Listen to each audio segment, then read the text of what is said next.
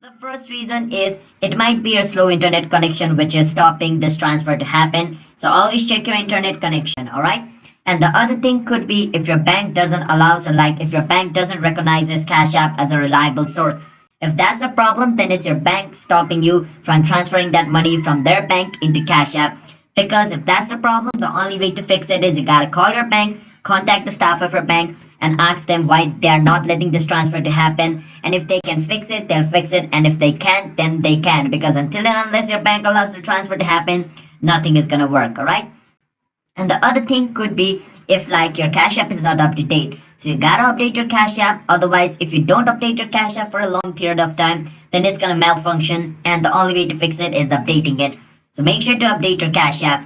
And if nothing I told you until at this point, fixed your problem, the only thing you gotta do is go to Google and you gotta search for Cash App contact number.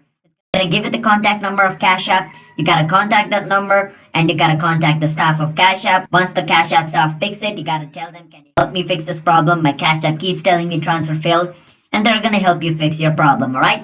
So hope you guys understand on how you guys can fix this problem.